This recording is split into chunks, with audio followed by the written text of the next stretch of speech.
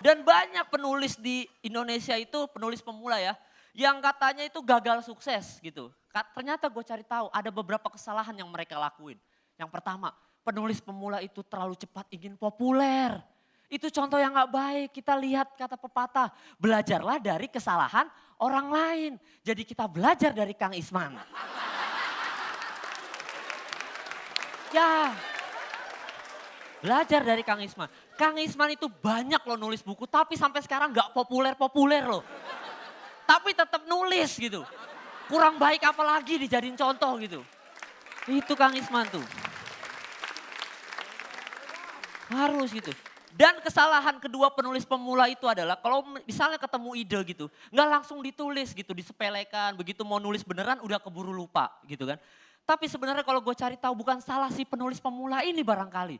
Barangkali momennya yang salah waktu dia nemuin ini ide gitu. Misalnya kita ketemu ide waktu di kamar mandi, masih enak, masih bisa nulis gitu kan. Lagi nyetir, masih bisa minggir, masih bisa nulis. Nah barangkali si penulis pemula ini ketemu ide pas lagi tawuran. Ya gak bakalan sempat nulis. Misalnya lagi berantem, mati loh, mati. Sebentar sob, gue dapat ide, gue nulis dulu ya, sebentar. Set. Udah keburu mati, woi cerot. Udah keburu mati gitu, gak sempat gitu. Dan namanya tawuran itu gak ada dispensasi ya. Misalnya kita lagi berantem, woi sebentar sob, gue liat muka lu gue dapat ide. Bagaimana kalau kita janjian dulu ya. Jangan bunuh gue dulu, gue tulis dulu sob sebentar ya, oke. Set, si orang nunggu. Ya, oke. Ayo kita tawuran lagi. Set.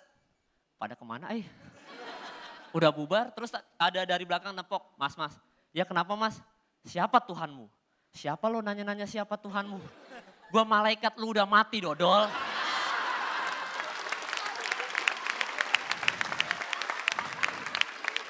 Oh iya. Oh ternyata tadi saya ketusuk ya. Padahal saya sudah dispensasi ya saya.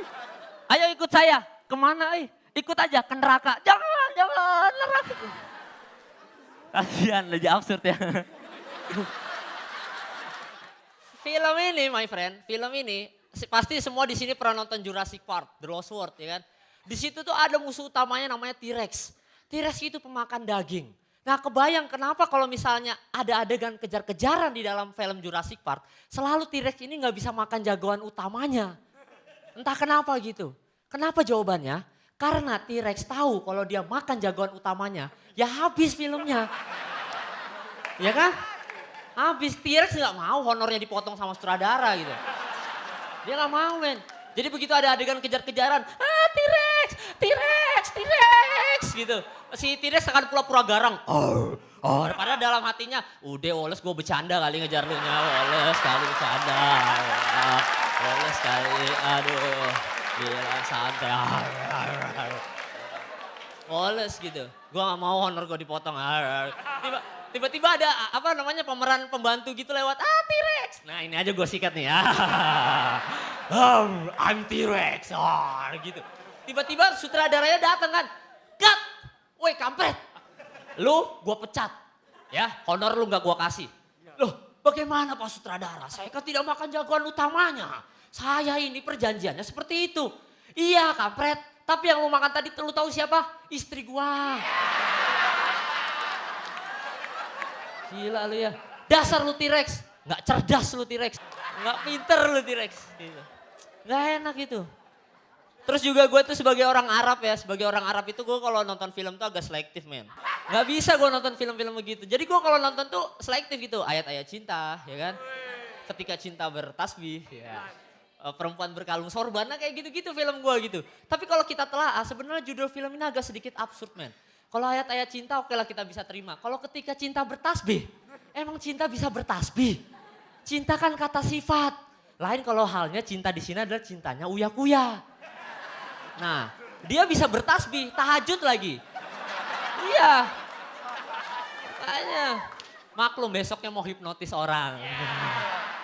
Tapi kalau gue jadi sutradara kalian bisa tebak nama filmnya. Pasti judulnya Korma Aku Tidak Seafdol yang dulu lagi. Terus lagi ada kalau di Amerika itu ya berapa film menjadiin trilogi gitu. Kayak The Matrix, Lord of the Ring, bahkan Harry Potter sampai 7. Cuma ada beberapa film Indonesia yang gak bisa dijadiin trilogi. Film apa itu? Emak Pengen Naik Haji. Ini nggak bakal jadi trilogi nih. Karena kalau film pertama oke lah, emak pengen naik haji, masih enak. Film kedua pasti judulnya emak lagi-lagi naik haji. Ya kan? Yang film ketiga, kalau sudah sampai film ketiga pasti judulnya emak mulu naik haji, gua kapan mak? Gua kapan? Kemarin beberapa minggu yang lalu gitu, gue sempat stand up di acara pencari penyanyi idola gitu ya, idol gitulah ya kan. Nah gue sempat stand up di situ gitu. Dan itu asal lu tahu men, itu adalah stand up neraka jahanamnya para stand up komedian tau gak lu. Itu kayak udah uji nyali. Kebayang mulai dari penonton yang datang bukan buat nonton stand up. Dan gue disuruhnya 5 menit, 1 menit udah di-cut.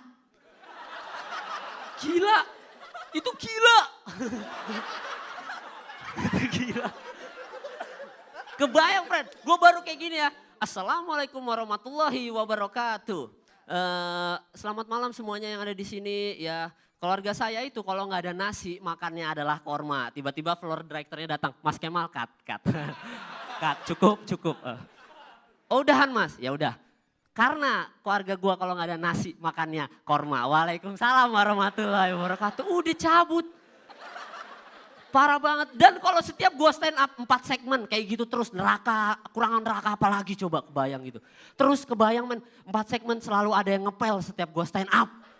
Selalu ada yang ngepel. Jadi keluarga gua itu makannya korma. Misi mas. Iya silakan mas. Keluarga saya itu makannya korma. Misi ya. Jangan-jangan nanti dia bilang kayak gini. Mas saya ini lagi kerja. Bisa gak stand up-nya dari penonton aja mas. Ganggu aja. Nah kalau OB itu ngomong kayak gitu gue tinggal ngomong. Mas kayak gini aja deh jalan tengahnya.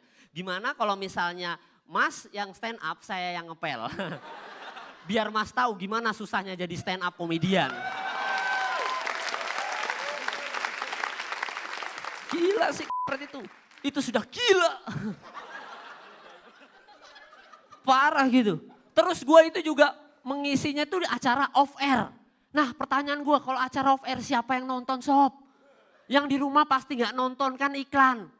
Yang di studio gak nonton kebelet kencing. Terus yang nonton gue siapa? Yang nonton gue ya OB yang ngepel itu tadi. Itu sudah gila. Misi mas, misi.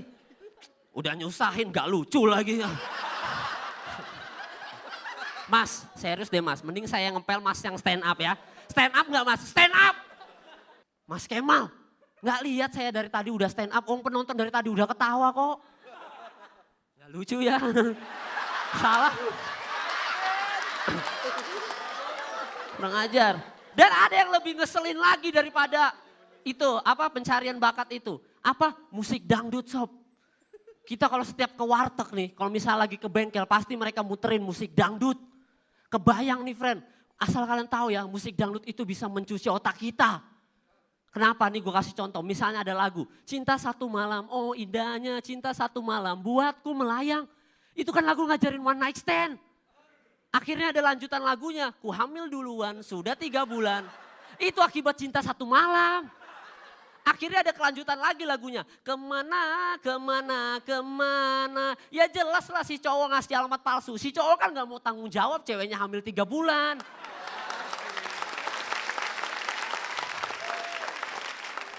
Makanya kalau setiap ke warteg dia muterin lagu dangdut. Suruh mereka ganti. Dengan lagunya Hadat Alwi. Ya. Yang Umi. Suruh mereka ganti. Tapi gue yakin tuh warteg tutup. Soalnya berubah jadi musola.